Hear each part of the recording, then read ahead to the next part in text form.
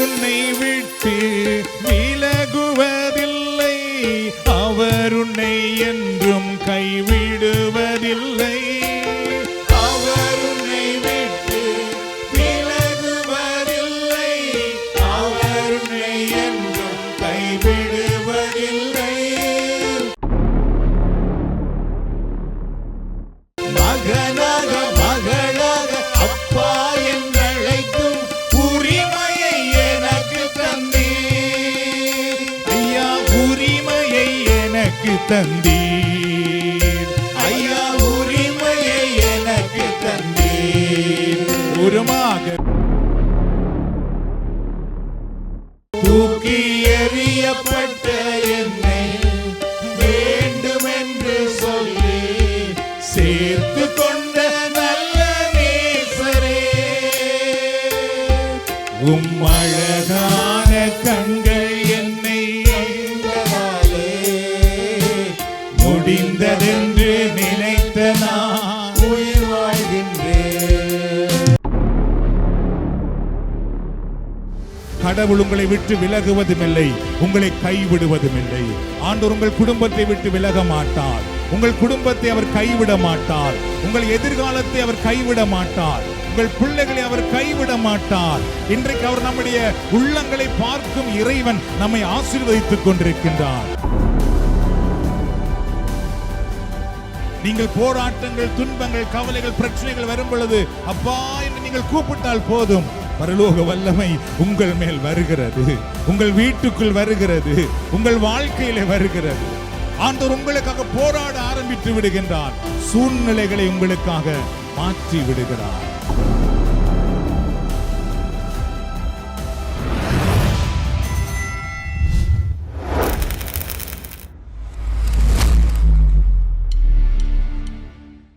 So tonight we are going to meditate on who is the most powerful God. மிகவும் சக்தி வாய்ந்த கடவுள் யார் என்ற தலைப்பில் தான் இன்றைக்கு நாம் தியானிக்க போகிறோம். If you ask this question to Christians, Christian may say our God is the most powerful God. சரியா? கிறிஸ்தவர்களிடத்திலே கேட்டால் நாம் கிறிஸ்தவர்கள் என்ன சொல்லுவோம்? எங்களுடைய கடவுள் தான் most powerful, மிக சக்தி வாய்ந்த கடவுள். If you ask a Muslim, they will say our God is most powerful God. If you ask Hindu, they will say our God is most powerful God. So let's the Holy Spirit lead us and reveal us who is the most powerful God tonight. ஆகவே பரிசுத்த ஆவியானவர் இன்று இரவு யார் உண்மையிலேயே சக்தி வாய்ந்த கடவுள் என்பதை நமக்கு தெரியப்படுத்துவதற்கு, நாம் அறிந்து கொள்வதற்கு உதவி செய்வாராக. Last week we learned how Aaron's staff turned into a serpent in Pharaoh's place. பார்வோன் அரசனுடைய அரண்மனையிலே பார்த்தீர்கள் என்றால் எவ்வாறு ஆரோனுடைய கோல் பாம்பாக மாறி அந்த பார்வோன் அரண்மனையிலே மந்திரவாதிகளினால் உருவாக்கப்பட்ட அந்த கோல்கள் பாம்பாக வந்ததை, அந்த பாம்புகளை ஆரோனின் கோல், மோயிசனுடைய கோல் விழுங்கியது அப்படின்னு சென்ற வாரம் நாங்கள் பார்த்தோம். Why was the very first even in Pharaoh's place the miracle of Aaron's staff turned into serpent? இந்த அந்த விடுதலை பயணத்திலே பார்த்தீர்கள் என்றால் முதல் சம்பவம் ஆரோனுடைய அல்லது மோயிசனுடைய கோல் பாம்பாக மாறுகிறதும், அங்கிருக்கின்ற மந்திரவாதிகளுடைய கோல் பாம்பாக மாறுகிறதும், இவர்களுடைய கோல் அந்த கோலை விழுங்குவதும், இதுதான் முதல் சம்பவம். சரியோ? ஆனால் அந்த சம்பவம் பார்த்துக்கிட்டால் அவர்களை பாலும் தேனும் ஓடுகிற நாட்டுக்கு அழைத்து கொண்டு போவதற்கும், ஆராதனை அதாவது இறைவனை வழிபட விடுவதற்கும் என்று ஆரம்பிக்கிறது, அதுக்காக போகப்படுது. ஆனால் அங்கு நடக்கிற முதல் சம்பவம் பார்த்துக்கிட்டால் கோல் பாம்பாக மாறுகிறது. அப்படின்றால் ஏன் அந்த முதல் சம்பவம் அங்கே அப்படி ஒரு சம்பவம் நடக்க வேண்டும்? அதை நாம் நமக்குள்ளே கேட்க அழைக்கப்படுகின்றோம். And swirling the serpents of the magician. Why the Aaron's coal swirling the serpent of the magician? ஆரோனுடைய அல்லது மோயிசனுடைய கோல் ஏன் அவர்களுடைய அந்த கோலை விழுங்க வேண்டும்? அவர்களுடைய பாம்பை ஏன் அது விழுங்க வேண்டும்? Because God wanted to show them two things.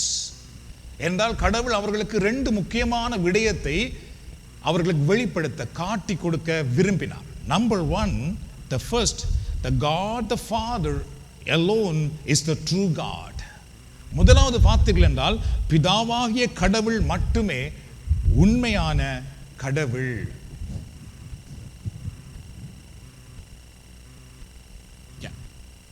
The second one, the God the Father alone is the God who protects all people. இரண்டாவது பார்த்தீர்கள் என்றால் பிதாவாகிய கடவுள் மட்டுமே அனைத்து மக்களையும் பாதுகாக்கும் கடவுள் என்ற ரெண்டு விடயத்தை அவர்களுக்கு முதலாக அந்த விடுதலை பயணம் ஆரம்பமாக முன்பு அவர்களுக்கு காட்ட வேண்டியதாக இருந்தது.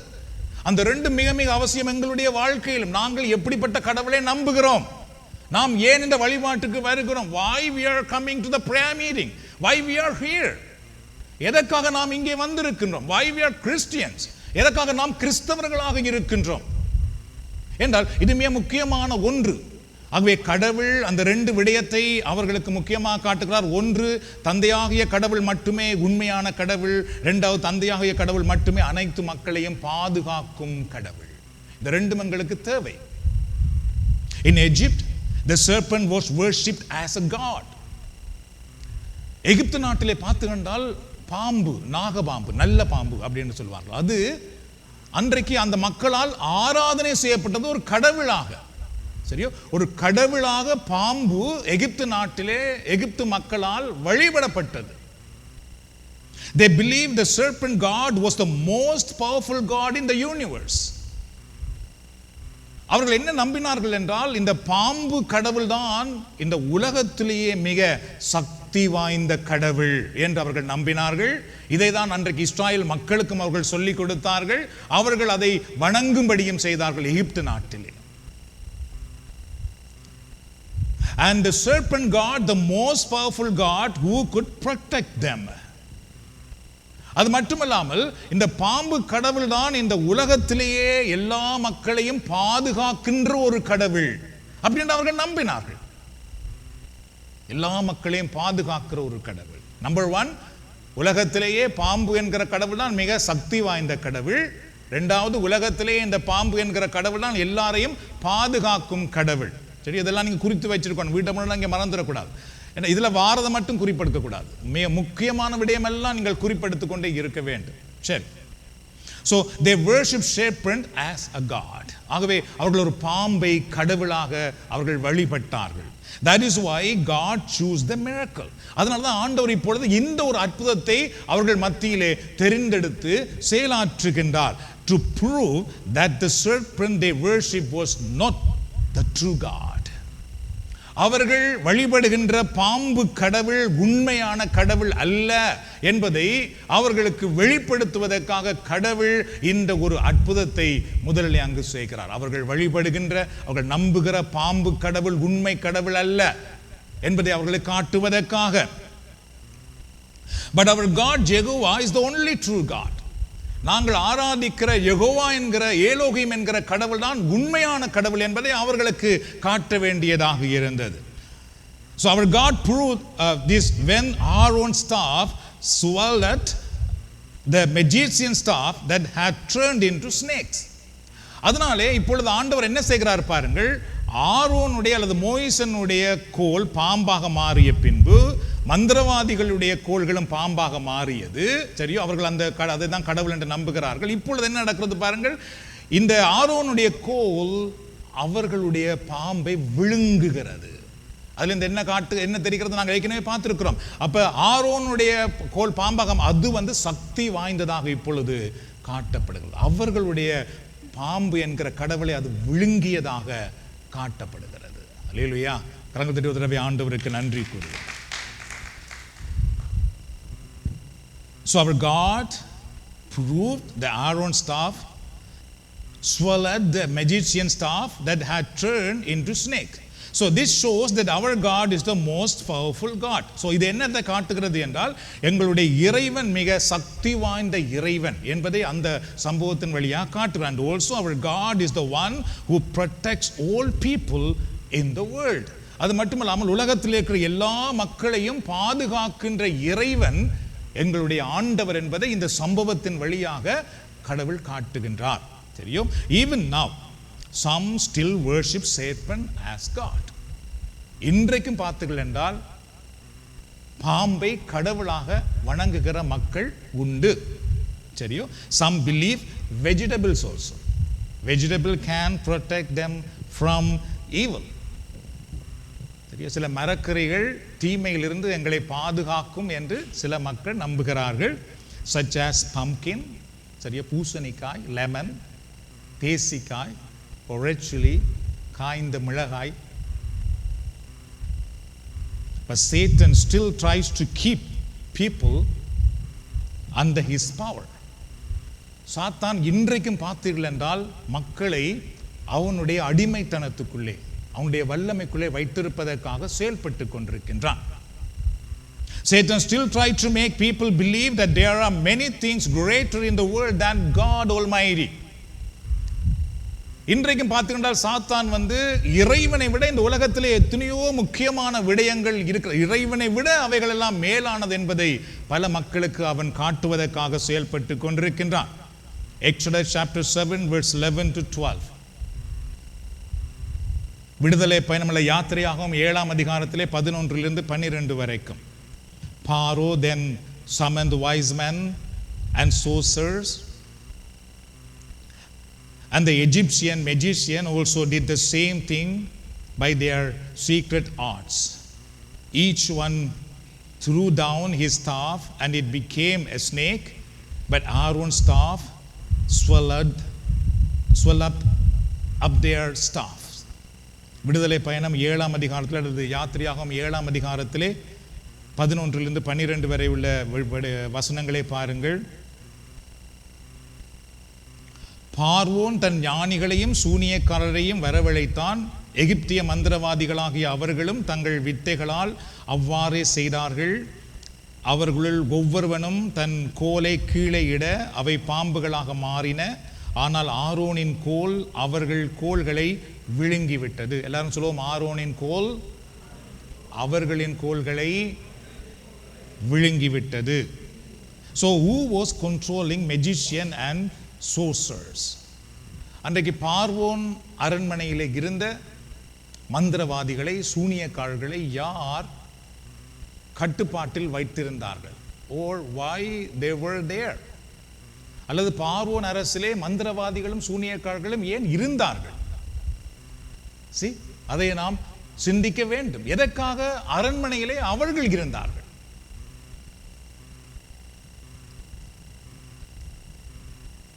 So who was control them? யார் அவர்களை கட்டுப்பாட்டில் வைத்திருந்தது? It is not our God. It is Satan. கடவுள் அல்ல, சாத்தானே அவர்களை அவங்களுடைய கட்டுப்பாட்டுக்குள் வைத்திருந்தது. Even today many people turn to magicians or sorcerers when they face problems. இன்றும் நிறைய பேர் தங்கள் வாழ்க்கையில் சில பிரச்சனைகள், துன்பங்கள் வரும் பொழுது மந்திரவாதிகளிடத்திலே போகிறார்கள், சூனியக்காரர்களிடத்திலே போகிறார்கள். தங்களுடைய பிரச்சனையிலிருந்து விடுதலை வேண்டும் என்பதற்காக அவர்களை தேடுகிறார்கள். But when they do this, who are they actually going to? அவர்கள் இதை செய்யும் பொழுது உண்மையாகவே அவர்கள் யாரிடத்திலே போகிறார்கள்? They are going to the Satan. அவர்கள் சாத்தானிடத்திலே தான் போகிறார்கள். If you put your trust in Satan, you will not find life, fullness of your life. நானும் நீங்களும் சாத்தான் மேல் எங்கள் நம்பிக்கையை வைப்போம் என்றால் நாங்கள் இறைவனால் கொடுக்கப்படுகிற முழு வாழ்வை, நிறை வாழ்வை ஒரு போதும் அடைய முடியாது, பெற்றுக்கொள்ள முடியாது. Satan's plan is to destroy you and your family and your future, your generation. சாத்தானுடைய திட்டம் என்னென்றால் எங்களை, எங்கள் குடும்பத்தை, எங்களுடைய தலைமுறையை அழிக்க வேண்டும். And then take you with him into eternal hell. அதுக்கு பின்பு அவர்களை முடிவில்லாத அழிவுக்குள், நரகத்துக்குள் அவன் கொண்டு போய் விடுகின்றான். That is why today you must turn away from such thing completely. ஆகவே இன்றைக்கே நீங்கள் அதிலிருந்து முழுவதுமாக விடுதலை அடைய வேண்டும். அப்படிப்பட்ட காரியங்களை ஒருபோதும் நம்பிக்கை வைக்க கூடாது. Because these things bring curse on you. என்றால் இவைகள் எல்லாம் சாபத்தை நம்முடைய வாழ்க்கையிலே கொண்டு வரும் என்று திருமறை சொல்கிறது. அதுக்குள்ளே நான் போகவில்லை என்று அதுக்கு நிறைய நேரம் எடுத்துரும். And also that curses can pass down to a future generation. அது மட்டுமல்லாமல் அந்த சாபங்கள் எங்களுடைய அடுத்த தலைமுறைக்கு கடத்தப்படும் என்பதையும் திருமறை சொல்லுகிறது. So you have to be careful. அவை நாங்கள் கவனமாக இருக்க வேண்டும். Leviticus chapter 19 verse 31. லேவியராகவும் 19ஆம் அதிகாரத்தில் 31வது இறைவார்த்தை. Do not turn to mediums or seek out spiritists, for you will be defiled by them. I am the Lord your God. லேவியராகவும் 19:31 என்ன சொல்லுகிறது பாருங்கள். பில்லி சூனியம் பார்க்க வேண்டாம், குறிகாரரை அணுக வேண்டாம், அவர்களை தேடி அவர்களால் தீட்டாக வேண்டாம், நானே உங்கள் கடவுளாகிய ஆண்டவர். When you go to sorcerers, do you know what they will do? நானும் நீங்களும் சூனியக்காரிடத்திலே அல்லது மந்திரம் செய்கிறவரிடத்திலே எங்களுக்கு வீட்டிலே ஒரு பிரச்சனை இருக்கிறது, அல்லது செய்வினை இருக்கிறது, அல்லது ஏவுதல் இருக்கிறது என்று நாங்கள் அவர்களிடத்திலே போனால் அவர்கள் எங்களுக்கு என்ன செய்கிறார்கள் தெரியுமா? அதாவது பேட்டி ஒரு மந்திரவாதியே காணப்படுகிறது. இவர் ஒரு முதல் மந்திரவாதியாக இருந்தவர், சரியோ இங்கால என்று கதைக்கிறவர் மந்திரவாதியாக இருந்தவர். இப்போ அவர் கிறிஸ்தவராக மாறி இருக்கிறார். அவர் என்ன சொல்லுகிறார் அப்படி மீண்டும் அதை சில நேரம் வடிவாக கேட்காமல் இருக்கலாம், நான் திருப்பி சொல்லுகிறேன், திருப்பி ஒரு முறை கேளுங்கள். இதுதான் துட்டு கொடுத்து தானே சூனியம் வச்சுக்கிறது. முதல்ல நாங்க யாருக்கு சூனியம் பண்ணணும், அவங்களுக்கு தான் பண்ணணும், வரவங்களுக்கு தான் பண்ணணும். பண்ணிட்டு அவங்களை கட்டி வச்சிருவோம். அப்ப எங்களுக்கு தேவையான அளவுக்கு அவங்க வந்துகிட்டே இருப்பாங்க, நம்ம கூப்பிட வேண்டியதே கிடையாது. அவங்களே வந்துருவாங்க. அவங்களுக்கு வீட்டுல வேலையாட்டு இருந்தா கூட நமக்கு பணியோடு செய்ய வந்துருவாங்க.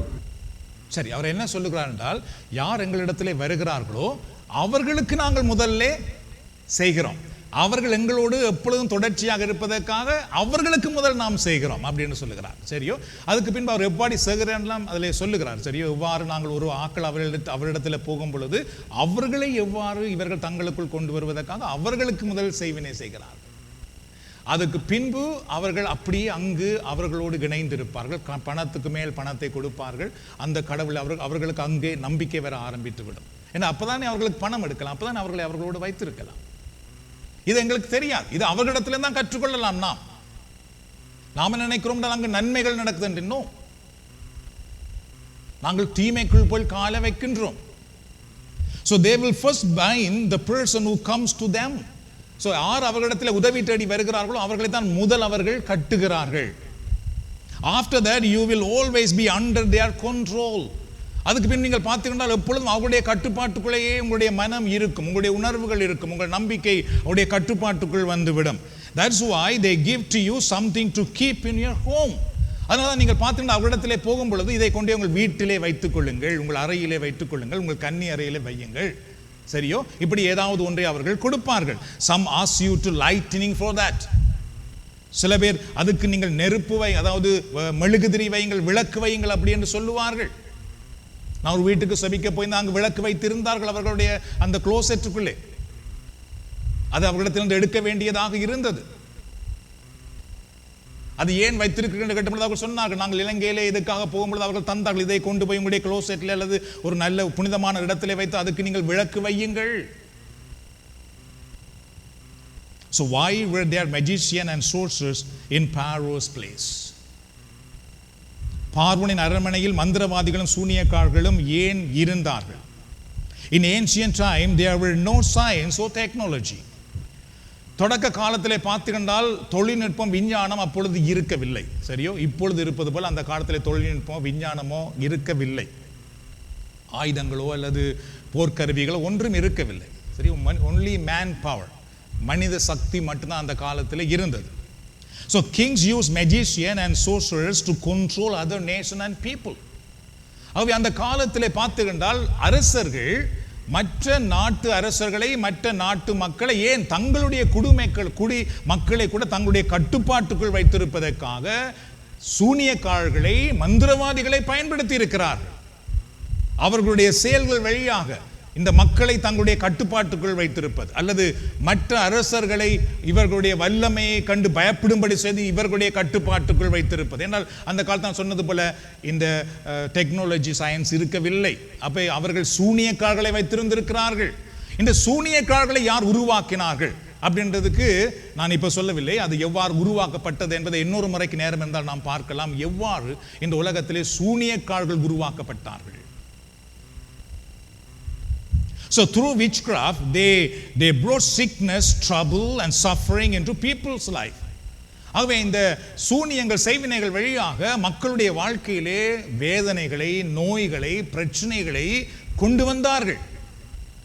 Through magical display, they showed off power and strength.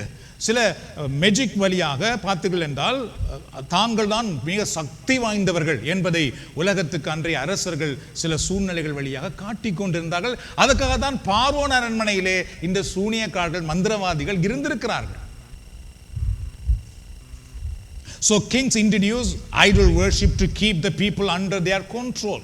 அதனாலே அந்த நாட்களில் அரசர்கள் என்ன செய்வார்கள் என்றால் சிலை வழிபாடுகளை, விக்கிரக வழிபாடுகளை மக்களுக்கு அறிமுகப்படுத்துவார்கள். என்றால் விக்கிரக வழிபாடுகள் மூலமாகத்தான் சாத்தானுடைய கட்டுப்பாட்டுக்குள் வர முடியும். சிலை வழிபாடுகள் மூலமாகத்தான் சாத்தானுடைய கட்டுப்பாட்டுக்குள் மக்கள் இருக்க முடியும். அதனாலே நீங்கள் பழைய ஏற்பாடெல்லாம் படித்து நீங்கள் பார்த்தீங்கன்னா உங்களுக்கு தெரியும் எவ்வாறு அரசர்கள் சிலை வழிபாடுகளை மக்களுக்கு அறிமுகப்படுத்தி கொண்டு வந்தார்கள் அப்படி என்று சொல்லி.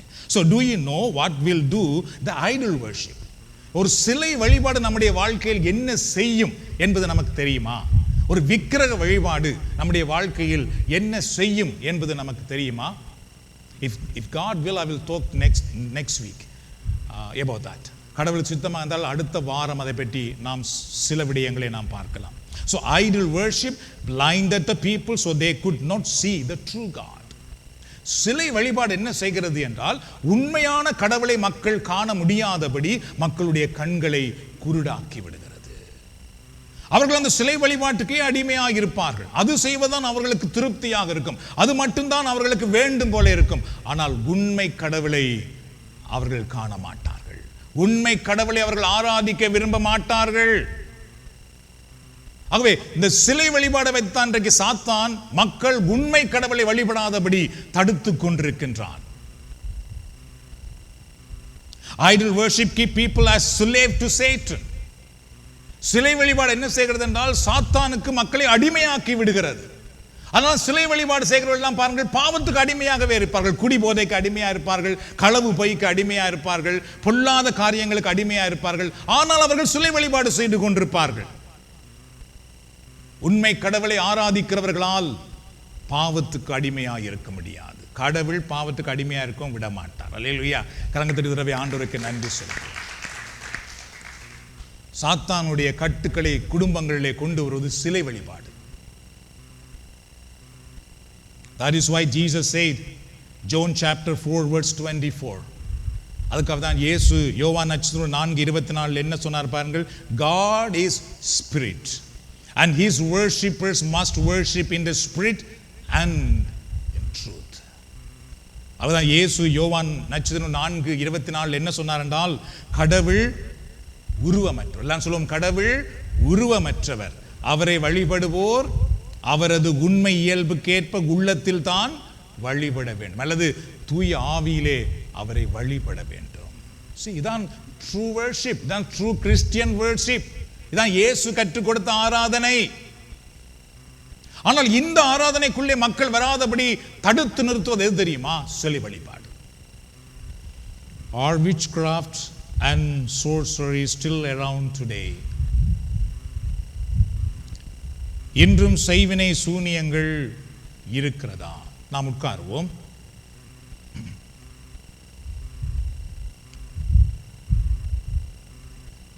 Are witchcraft and sorcery still around today?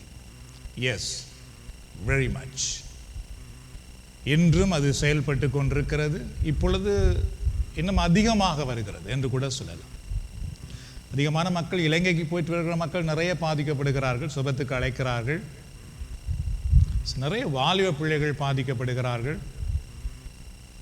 If I explain to you next time எப்படி in today's world witchcraft will work. எவ்வாறு இன்றைய உலகிலே இந்த செய்வினைகள் சூனியங்கள் செயல்பட்டு கொண்டிருக்கின்றது. through the games, through the songs, through the movies, எவ்வாறு அது செயல்பட்டு வாலிப பிள்ளைகளை தன்னுடைய கட்டுப்பாட்டுக்குள் கொண்டு வருகிறது. So Satan still uses magician and sorcerers as his tools. அவை சாத்தான் என்றும் மந்திரவாதிகளை சூனியக்காரர்களை தன்னுடைய ஆயுதமாக பயன்படுத்தி கொண்டிருக்கிறான். In the modern world, Satan uses these in a different way. He works through music, movies, games, etc. I will talk about this another time. Through witchcraft, a person's life or an entire family can be destroyed. இந்த சூனியம் வழியாக ஒரு மனிதனுடைய வாழ்க்கை அல்லது முழு குடும்பமுமே அழிக்கப்பட முடியும் என்றால் அவ்வாறு அதை அவர்கள் செய்யக்கூடிய சக்தி வாய்ந்தவர்களாக இருக்கிறார்கள். It can bring sickness to the body, to the mind or your nerves.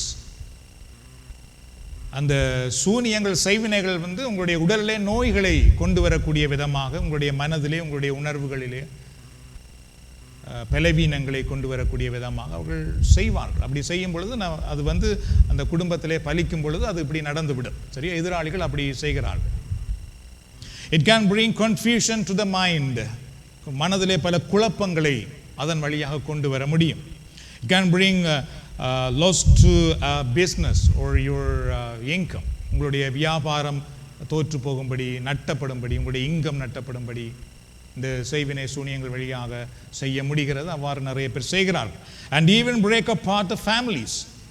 குடும்பத்தையே அவர்கள் உடைத்து விடுகிறார்கள். உடைக்கக்கூடிய விதமாக செய்வார்கள். அதுக்கு பின்பு அந்த குடும்பத்தில் ஒற்றுமை இல்லாமல் போகும். ஒரே சண்டை, பிரச்சனை, கோபம், அன்பில்லாத தன்மை, அதெல்லாம் அப்படியே அந்த குடும்பத்துக்குள் ஒரு இருள் வந்துவிடும். அந்த குடும்பம் எல்லாம் அப்படி சிதறி போக ஆரம்பித்து விடும். Before casting a spell on a family, do you know what sorcerers will do first? You should know this. I'm also amazed when I came to know this. ஒரு குடும்பத்திற்கு சூனியக்காரர்கள் செய்வினை செய்யும் பொழுது முதலாவது அவர்கள் என்ன செய்கிறார்கள் நமக்கு தெரியுமா? உதாரணமாக எங்களுடைய வீட்டுக்கு ஒருவர் செய்வினை செய்ய போகிறார், என்னுடைய குடும்பத்துக்கு. அவை முதலாவது அவர் என்ன செய்வார்? சரியோ? அதாவது மண் எடுக்கிறது, ஆடை எடுக்கிறது, வீட்டிலேருந்து ஒரு பொருள் எடுக்கிறது, தலைமயிர் எடுக்கிறது, இப்படியெல்லாம் நிறைய இருக்குது. சரியோ? அதெல்லாவற்றுக்கும் முதல் அவர்கள் என்ன செய்கிறார்கள்? They will find out which God that family trusts in. முதலிலே அந்த குடும்பம் எந்த கடவுளை நம்பி இருக்கிறார்கள் என்பதை அவர்கள் பார்ப்பார்கள்.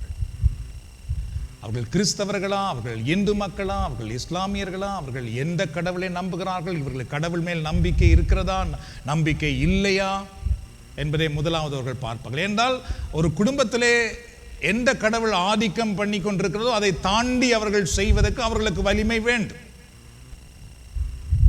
முதலாவது ஒரு குடும்பம் எந்த கடவுளை அவர்கள் நம்புகிறார்கள், ஆராதிக்கிறார்கள் என்பதை அவர்கள் அறிவது அவருடைய முதல் வேலை. அப்ப போகிற இடத்திலே அவர்கள் கேட்பார்கள், இவர்கள் யார், இவர்களுடைய ஃபெய்த் எப்படி இருக்குது, அல்லது அது எல்லாமே அவர்கள் போகிற இடத்திலே விசாரித்துக் கொள்ளுவார்கள். பார்க்கிறப்ப பில்லியோ சூனியமோ செய்வனையோ யாராவது செய்யற மாதிரி இருந்தால் முதல்ல நம்ம குலதெய்வத்தை தயா கட்டுவாங்க. அப்படி பார்க்கிறப்ப முதல் விஷயம் நம்ம குலதெய்வம் பேர் நம்மளுடைய எதிர்க்கு தெரிஞ்சா ஈஸியா கட்டிடுவாங்க மந்திரவாதத்தை போய் கொடுத்து. அப்படி இல்ல அவங்களுக்கு சரி வர பேர் தெரியல அப்படின்னா நம்மளுடைய போட்டோ, துணி, காலி, மண் இந்த மாதிரிலாம் கொண்டு போய் நம்ம துரு மந்திரவாதத்தை கொடுத்துருவாங்க. சரியோ? இதை கண்டு யாரும் பயப்படக்கூடாது. அதுக்காக தான் இந்த கூட்டமே நாம் நடத்துறோம். அதாவது எப்படி சாத்தான் குடும்பங்களுக்குள்ளே செய்வினைகளை, சூனியங்களை, மந்திரங்களை கொண்டு வருகிறார், அதிலிருந்து எப்படி நாம் நம்முடைய பிள்ளைகளை, நம்முடைய எதிர்காலத்தை, நம்முடைய குடும்பத்தை காத்துக்கொள்ள வேண்டும் நமக்கு தெரிய வேண்டும். சரியோ?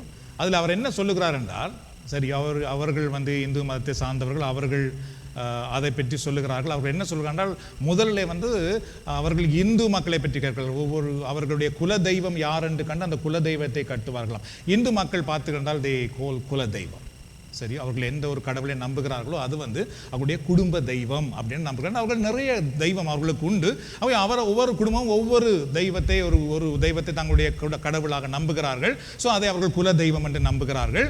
ஆகவே அந்த குல தெய்வத்தை அவர்கள் முதலாவது கட்டுவார்கள். அதற்கு இருக்கிற சக்தியை அவர்கள் கட்டுவார்கள், மந்திரம் செய்கிறவர்கள். ஆனால் பொதுவாக மக்கள் இதை கடவுள் என்று நம்புகிறார்கள். அந்த கடவுளையே சூனியக்காரர்கள் கட்டுகிறார்கள் என்பதை நாம் இப்பொழுது அறிந்து கொள்ள வேண்டும். அதை கட்டின பின்புதான் அந்த வீட்டுக்குள்ளே அவர்களால் செய்வினை செய்ய முடிகிறது. Then through their chanting they will try to bind the God's power from working in the family. So அவர்கள் தங்களுடைய மந்திரங்கள் வழியாக சரியோ அவர்கள் நிறைய நாள் மந்திரம் செய்வார்கள். மந்திரம் செய்து அந்த குடும்பம் எந்த கடவுளை நம்புகிறதோ அந்த கடவுளை அவர்கள் அந்த கடவுளுடைய சக்தியை முதல் கட்டுவார்கள். இவர்கள் செய்ய போகிற அந்த செய்வினையை அந்த தெய்வம் தடுக்காதபடி அந்த தெய்வத்தை இப்பொழுது இவர்கள் மந்திரத்தின் வழியாக கட்டுவார்கள். அந்த மந்திரம் நிறைய நாள் செய்வார்கள். சில நேரத்திலே அவர்கள் பல இடங்களிலே போய் செய்கிறார்கள், சுடுகாட்டிலே போய் செய்கிறார்கள், இப்படி பல இடங்களிலே போய் செய்கிறார்கள். சரி, they are cutting the family off from their God's protection.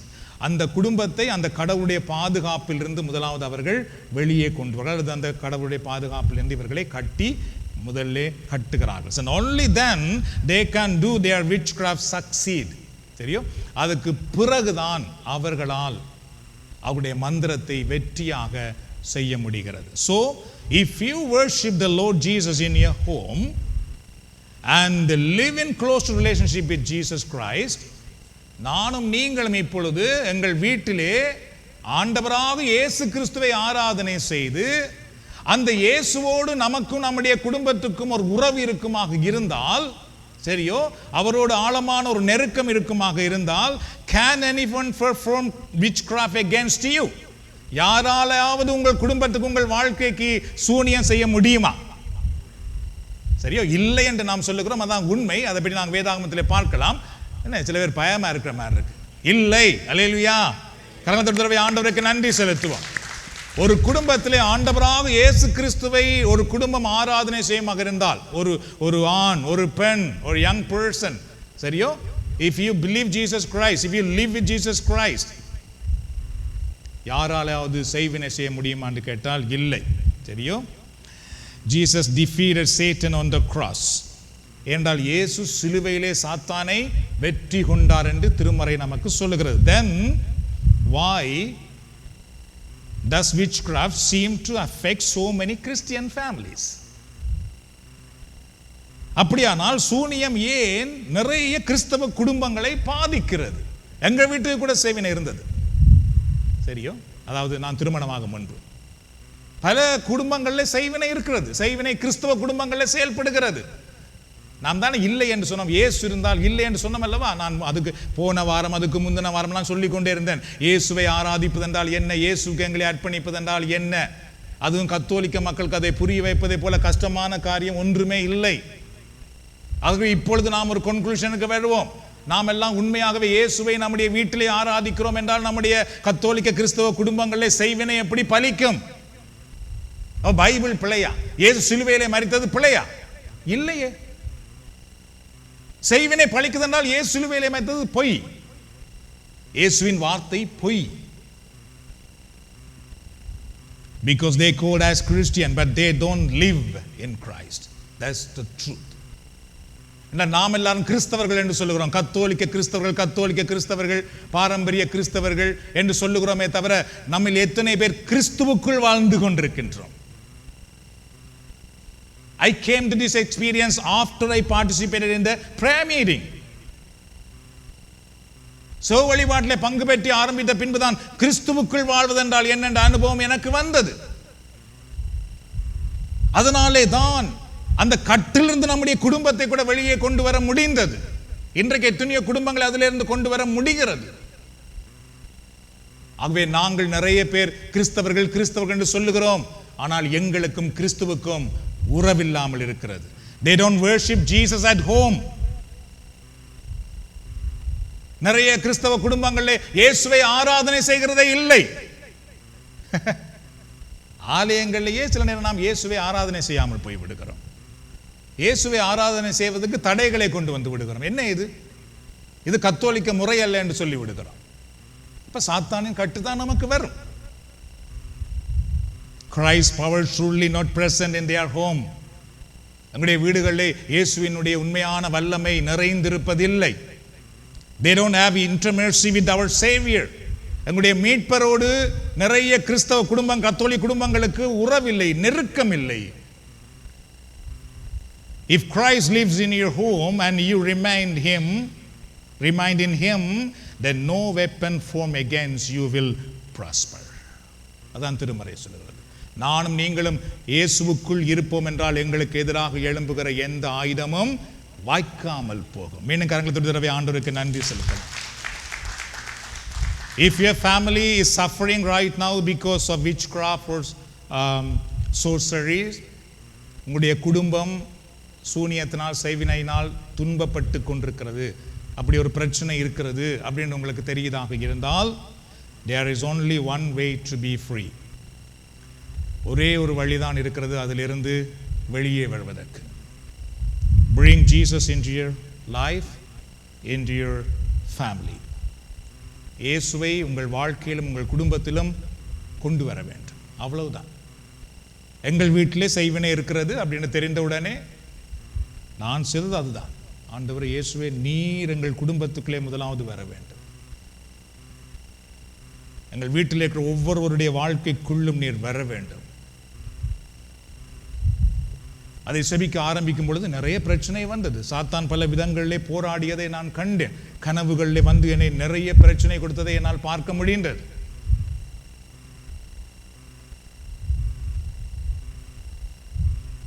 So Jesus is the only way.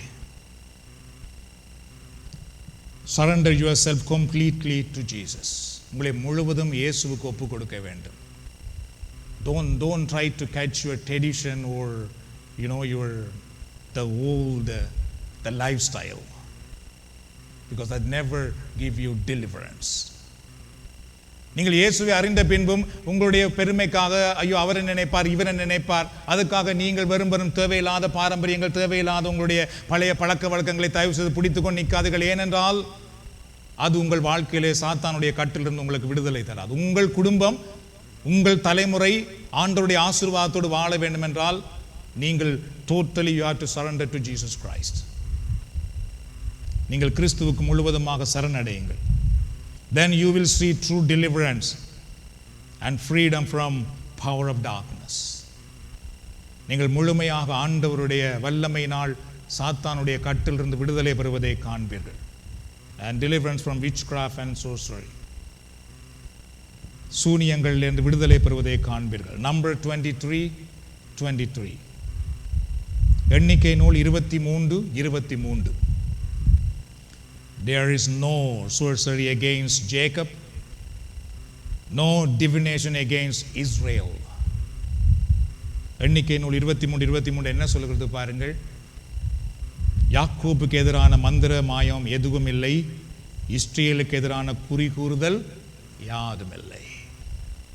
Israel, Yakob, who are they? அவர்கள் யார் என்றால் people of God, கடவுளுடைய மக்கள்.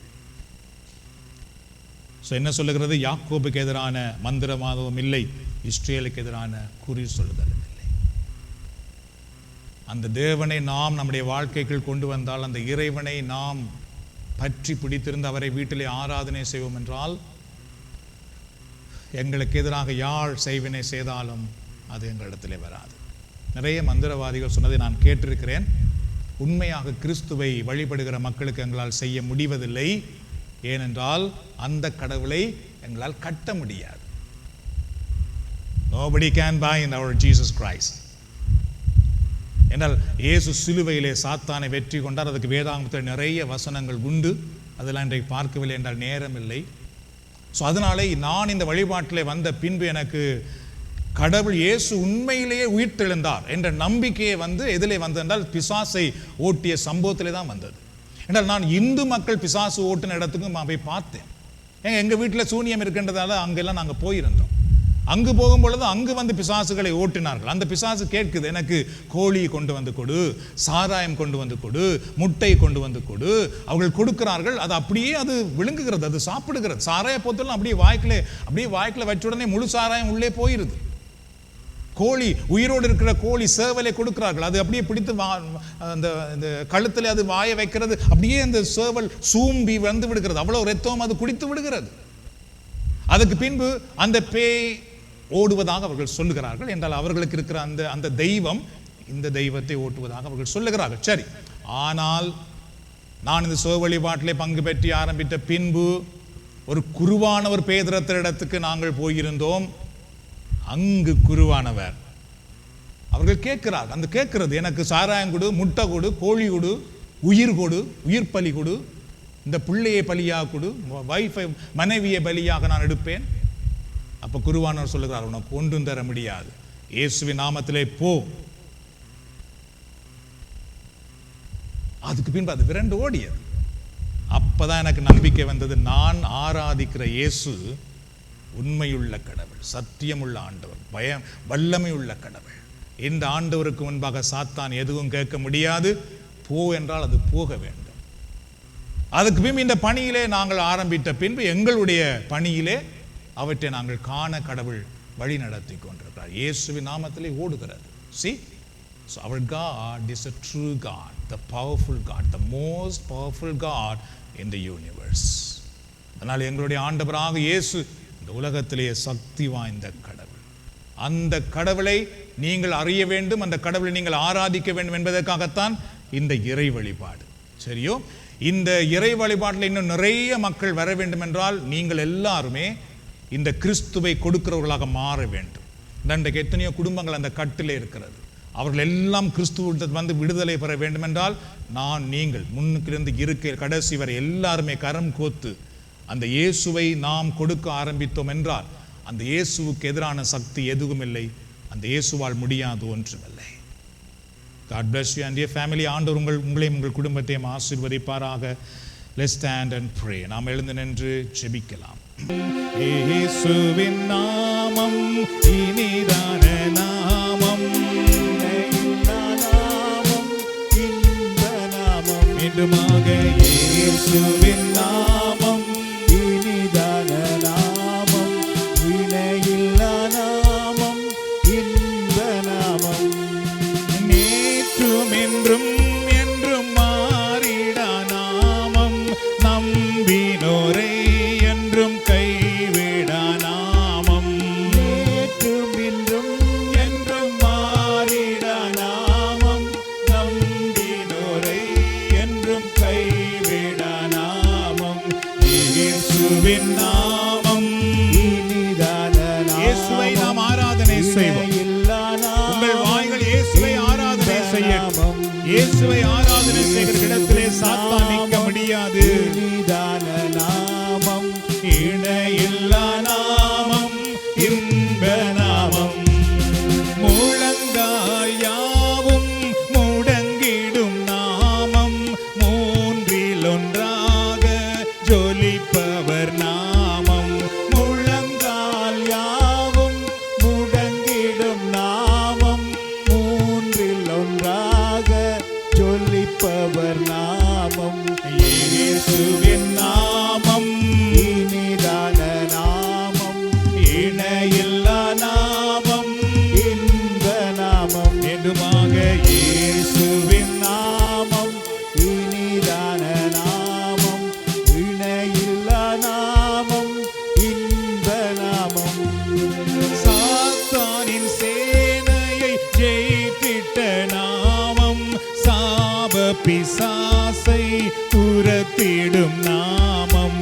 சாத்தானின் சேனையை ஜெயித்திட்ட நாமம், சாப பிசாசை துரத்திடும் நாமம். இயேசுவின் நாமம் இனிதான நாமம், இணையில்லா நாமம், இன்ப நாமம். லோரமாக இயேசுவின் நாமம் இனிதான நாமம், இணையில்லா நாமம், இன்ப நாமம். நோய்கள் நீக்கி சுகம் தரும் நாமம், வேதனை அகற்றி விடுவிக்கும் நாமம். நோய்கள் நீக்கி சுகம் தரும் நாமம், வேதனை அகற்றி விடுவிக்கும் நாமம். இயேசுவின் நாமம் இனிதான நாமம், இணையில்லா நாமம், வல்லமை இறங்கி நாமம், அபிஷேகம் இறங்கி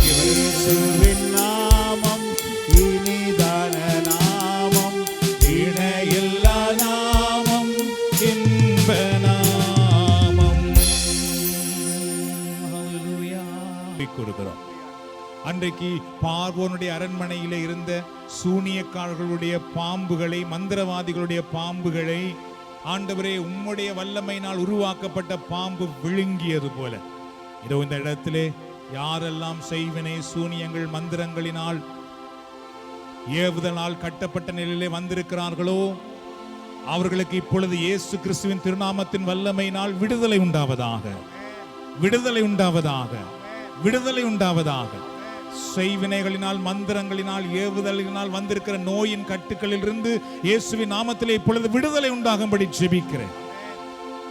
அந்த உடல் நோய்களிலே இயேசுவின் வல்லமை இறங்கி வருவதாக, இயேசுவின் இரத்தத்தின் வல்லமை இறங்கி வருவதாக.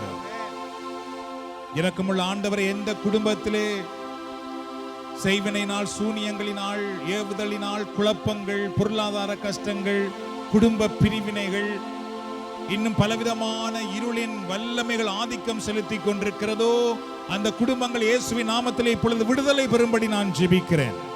இயேசுவின் நாமத்தில் அந்த குடும்பங்கள் விடுதலை பெறுவதாக, எகிப்தின் கட்டிலிருந்து விடுவிக்கப்படுவார்களாக, எகிப்தின் தீய கட்டிலிருந்து விடுதலை பயணத்துக்குள் வருவார்களாக, இயேசுவின் விடுதலை வாழ்வுக்குள் வருவார்களாக. இயேசுவின் நாமத்தில் எல்லா அந்தகார வல்லமைகளுக்கும் எதிராக நாங்கள் நிற்கிறோம். இப்பொழுது இயேசுவின் நாமத்திலே பிசாசின் வல்லமைகள் தோற்று போவதாக. பிசாசுகளை ஓட்டின ஆண்டவராக இயேசுவின் நாமத்தினால் இப்பொழுது எல்லா பிசாசின் வல்லமைகளும் விரட்டப்படுவதாக, அந்தகார வல்லமைகள் விரட்டப்படுவதாக, பில்லி சூனியங்கள் தோற்று போவதாக, இவர்களுக்கு எதிராக இருக்கிற ஆயுதங்கள் வாய்க்காமல் போவதாக. குடும்பங்களிலே பிரிவினைகளை, மனக்கோளாறுகளை, மனக்குழப்பங்களை உருவாக்குகிற எல்லா தீய வல்லமைகளும் வெளியேறுவதாக. உடலிலே சோர்வுகளை, உடலிலே பலவிதமான கட்டுக்களை உண்டாக்குகிற தீய வல்லமைகள் இயேசுவின் நாமத்திலே வெளியேறுவதாக. நன்றி கூறுகிறோம் ஆண்டவரே, நன்றி கூறுகிறோம் ஆண்டவரே, நன்றி அப்பா. இயேசுவின் இரத்தத்தினால் விடுதலை உண்டாவதாக, இயேசுவின் இரத்தத்தினால் விடுதலை உண்டாவதாக, இயேசுவின் நாமத்தினால் விடுதலை உண்டாவதாக. நீர் அதை செய்து கொண்டிருப்பதற்காக நன்றி, நீர் அதை செய்து கொண்டிருப்பதற்காக நன்றி. அன்பின் ஆண்டவரே, இந்த நேரத்திலே யாரெல்லாம் இந்த இடத்திலே பல தேவைகளோடு வந்திருக்கிறார்களோ அவர்களுக்காக நாங்கள் ஜெபிக்கிறோம். இயேசுவின் நாமத்தினால் எல்லாருடைய தேவைகளும் இப்பொழுது சந்திக்கப்படுவதாக. யாரெல்லாம் தங்களுடைய குடும்ப ஆசீர்வாதத்துக்காக, பிள்ளைகளுடைய ஆசீர்வாதத்துக்காக, வருமானத்தின் ஆசீர்வாதத்துக்காக, திருமண ஆசீர்வாதத்துக்காக ஜெபிக்கிறார்களோ ஆண்டவர் அந்த ஆசீர்வாதத்தை கொடுத்து ஆசீர்வதித்தருளும். இவர்கள் தேடுவதை இவர்கள் கண்டடைவார்களாக, இவர்களுக்காக புதிய பாதைகள் திறக்கப்படுவதாக, இவர்களுக்கு வேண்டிய உயர்வு இவர்களுக்கு கிடைப்பதாக, மன மகிழ்ச்சி கிடைப்பதாக, மன சந்தோஷம் கிடைப்பதாக. Lord, bless them to find what they are searching. Lord, bless them. We pray, bless them to find their right partner, and bless their marriage life, and bless their income, their investment, their future, and bless them, Lord, whatever they do, whatever plan they have. And Lord, we pray to open new path for them, new door for them. Praise you, Jesus. We pray in the mighty name of Jesus to receive your healing, your blessing, your deliverance. Thank you, Lord. Thank you, Jesus. நாமத்திலே ஆண்டவருக்கு நன்றி சொல்லுவோம். நன்றி ஆண்டவரே, எங்கள் ஜெபங்களை கேட்டு எங்களை ஆசீர்வதிப்பதற்காக நாங்கள் உமக்கு நன்றி சொல்லுகிறோம். இடைவிடா நன்றி உமக்கு தானே, இணையில்லா தேவன் உமக்கு தானே. இடைவிடா நன்றி உமக்கு தானே, இணையில்லா தேவன் உமக்கு தானே. என்னை கண்டீரே நன்றி ஐயா, என்னை அழைத்தீரே நன்றி ஐயா, என்னை கண்டீரே நன்றி ஐயா, என்னை அழைத்தீரே நன்றி ஐயா. நன்றி நன்றி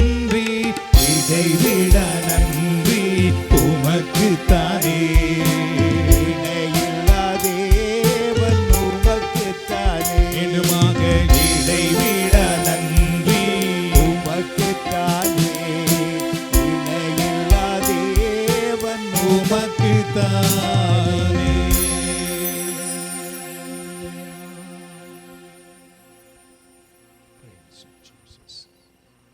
ஆகவே ஆண்டவர் உங்களை நிறைவாக ஆசீர்வதித்திருக்கிறார். தொடர்ந்து உங்கள் வீட்டிலே போய் ஒவ்வொரு நாளும் தனி ஜெபம் செய்யுங்கள். இன்றைக்கு நீங்கள் கேட்டது போல கடவுள் உங்களோடு பேசியிருப்பார் என்றால் தயவு செய்து உங்களுடைய சாட்சியத்தை அதில் பகிர்ந்து கொள்ளுங்கள், அல்லது எங்களோடு பகிர்ந்து கொள்ளுங்கள். ஆண்டவர் உங்களை ஆசீர்வதிப்பாராக. ஏற்கனவே எங்களிடத்தில் இந்த ஆலயத்திலே கேட்டிருக்கிறார்கள், பின்னுக்கு போடப்பட்டிருக்கிற மேசை அப்படியே வைத்திருக்கும்படி. ஆகவே அந்த மேசையெல்லாம் அப்படியே இருக்கட்டும், கதிரைகளை மட்டும் முடிந்த பின்பு நாம் அடுக்கி வைக்கலாம். இந்த மேசையை முன்னிடத்தில் இருந்தது, அதை முன்னிடத்திலே வைத்தோம். நாம் இறுதி ஆசீர்வாதத்துக்காக சுரம் தாழ்த்தலாம்.